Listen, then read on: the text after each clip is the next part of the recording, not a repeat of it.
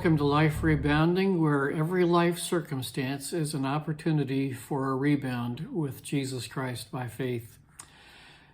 We've been looking at 4 gifts that come from suffering. The first gift was God's presence with us. The second gift was humbling. The third gift is perspective. And the gift we want to look at today is the gift of a testimony. Now, again, we're looking at the life of Hezekiah, the king of Judah, who went through a season where in one moment he was being tested by the attack of the Assyrians.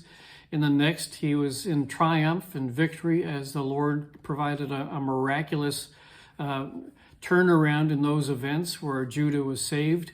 And then Hezekiah finds himself at a point of death because of illness. And in the context of that, he writes this lament in Isaiah 38, where we've been looking at verses 15 through 17. And I want to read all 3 verses today. So let's hear these from King Hezekiah. What can I say? He's spoken to me, and he himself has done this. I will walk humbly all my years because of this anguish of my soul. Lord, by such things people live, and my spirit finds life in them too. You restored me to health and let me live. Surely it was for my benefit that I suffered such anguish. In your love, you kept me from the pit of destruction. You have put all my sins behind your back. Well, these words kind of grip my soul when Hezekiah says, by such things people live, and my spirit finds life in them too. And then he says, surely it was for my benefit that I suffered such anguish. One of the things that I hear Hezekiah saying is, one of the things that's happened to me as a result of all that I've gone through is I've learned something. And what I've learned, I think I can share with others. I think it can be a blessing in the lives of people around me. And so what he's saying to us is there's a testimony that comes out of our suffering, a story that we can tell about our dark nights, the storms that we've gone through in life, where Jesus has met us, where he's held us, where in the midst of everything else that was going on, when we didn't have the strength to stand up ourselves, yet he carried us and we were able to make the next step. And so one of the things that I see here also is the reminder of the power of sin to send us backwards. And yet here Hezekiah reminds us that God takes our sin and deals with it so decisively that it's put away, so that it's no longer a factor. And so here we have a reminder from King Hezekiah that one of the gifts of suffering is the testimony that we can bring to others out of it. I've believed for many years that whatever I go through in my life, no matter how painful, at some point is going to be a bridge for to talk to someone else who's going through something similar.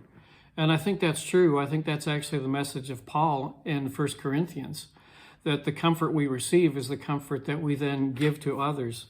And so we're able to say, surely it was for my benefit that I suffered, just like Hezekiah did. It's a story that we can relate to others. I'm reminded of Terry Wardle's comment one day in class about the beautiful third thing, which is where something from our life gets touched by something from God's life and it becomes a totally different thing, a beautiful third thing. So for instance, it's kind of holding two opposites together until they become something very different. And that's part of the challenge of faith, is sometimes holding two opposites together until by faith we see the new beautiful thing that comes out of it. So let me just give you for instance. So on the one hand, we hold suffering, but on the other, we hold God's love. And the beautiful third thing is the testimony that comes out of it, like Hezekiah says.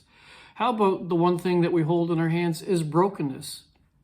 And the other thing we hold is God's embrace, which leads to comfort, the beautiful third thing. How about in one hand we hold our sin, and in the other hand we hold the redemption that's been accomplished for us through the blood of Christ, which brings us to the beautiful third thing of forgiveness that's personal. How about on the one hand we hold our weakness, and on the other hand we hold God's strength, and that turns into the beautiful third thing of God's blessing in our lives. How about on the one hand we hold our failures? And in the other hand, we hold God's mercy and grace, which gives us the beautiful third thing of a fresh start. How about on the one hand, we hold our pain, and on the other hand, we hold God's presence, which gives us the beautiful third thing of endurance. We very rarely see the beautiful third thing until we can hold those two opposites together, which we do by faith, and not dwell on one or the other of those two things. And I would say that that's the testimony of Hezekiah. He's saying, this is my story. This is my song. If your love kept me, won't it keep others? That's verse 17 as well. One of the things I ask myself when I read passages like this is, what can I say in the midst of all of this? And that's really what I think Hezekiah is saying. What can I say? He's spoken to me, and he himself has done this. He's brought about the change, the miracle. He says in verse 9, in your love you kept me. And that's the only way we're kept in any of our circumstances. And he says also, you have put all my sins behind my back. It's a reminder to us that no matter what we've done, no matter how dark our past, there is an opportunity for a fresh start. And that's why this YouTube channel is called Life Rebounding. It's because there is opportunity for a rebound because of our faith in Jesus Christ. No matter what we've done, no matter how dark our stains may seem to be, the blood of Jesus Christ is sufficient to wash away those stains and give us a fresh start, to make us new creations. And I pray that that will be your experience today as you trust in him. May the Lord give you a life rebounding today.